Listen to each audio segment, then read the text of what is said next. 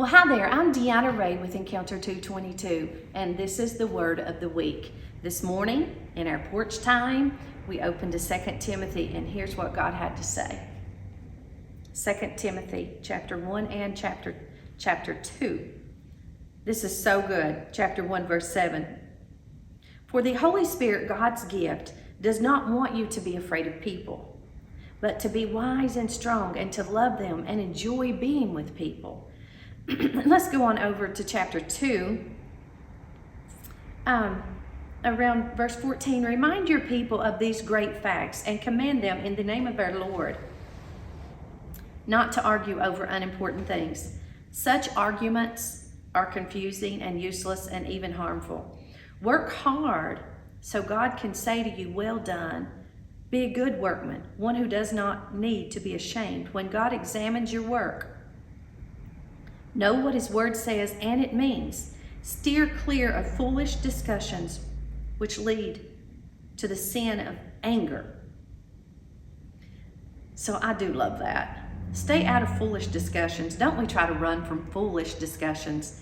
Really, a man or a woman or a boy or a girl who is wise will stay clear of that. And this was really strong. Turn on over to around verse 20.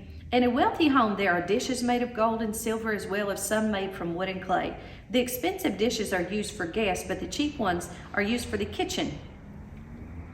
If you stay away from sin, you will be like one of these dishes made of the purest gold, the very best in the house, so that Christ himself can use you for his highest purposes.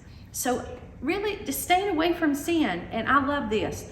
Run, listen, young people and millennials. I wish I could have really gotten this so much more when me and Rob were younger. Run from anything that gives you evil thoughts. Run from it. Run, go the other way. And it says, stay close to anything that makes you want to do what is right. When you think about it, people you're around, things you watch, what really draws you near to God? What really gives you a heart's desire to do what is good and right? Have faith and love, and enjoy the companionship of those who love the Lord and have pure hearts. And this was really good too. Again, I say, don't get involved in foolish arguments which only upset people and make them angry. God's people must not be quarrelsome. They must be gentle, patient teachers of those who are wrong. Be humble when you're trying to teach those who are mixed up concerning the truth.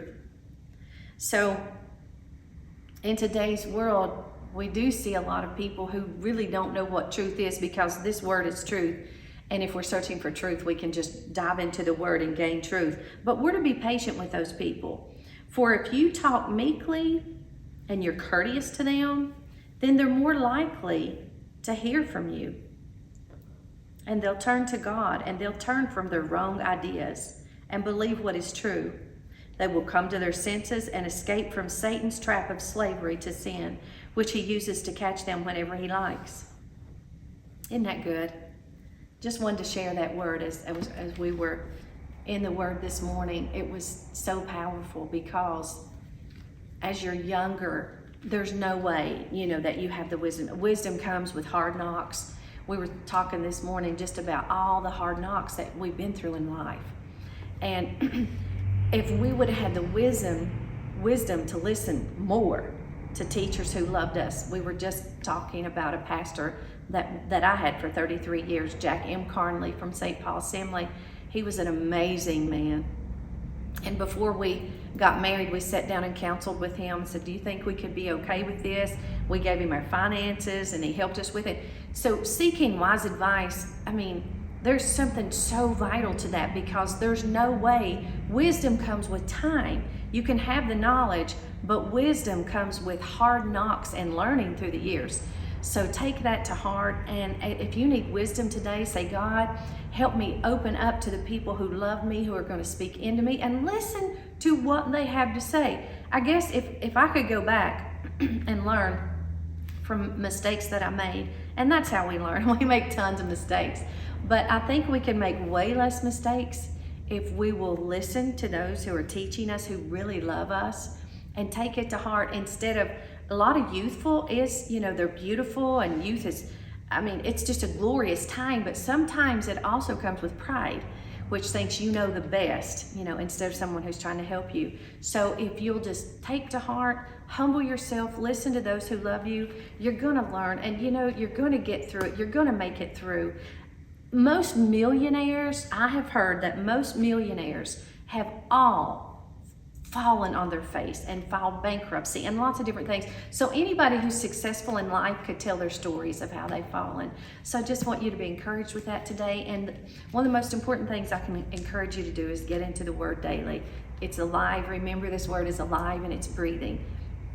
And whatever questions you have, typically if you'll open the Word and start flipping through the pages, God will give you the answers. It is that simple. He is God. He is great. And remember, God created this earth, and we revolve around this sun, and this is a huge, huge, huge universe, and He's a trillion times a trillion times a trillion times smarter than us. So let's trust in the Lord and pray, and He'll guide us, and we'll have that happy life He means for us to enjoy our everyday life. Lots of chaos in the world, but we have to dig in and with bulldog tenacity hold on to our joy. And just pray to the Lord, and He will guide us. So make it count today. For more content, you can go to Deanna Ray Encounter 222, and we're going to grow, and we're going to grow and have more people speak in, more wise people, so you can really get it. And anointed music, I'm working with my friend David Castle right now, we're getting revved up for some more recordings on songs we've written, different songs that have been amazing through the years. We're going to remake.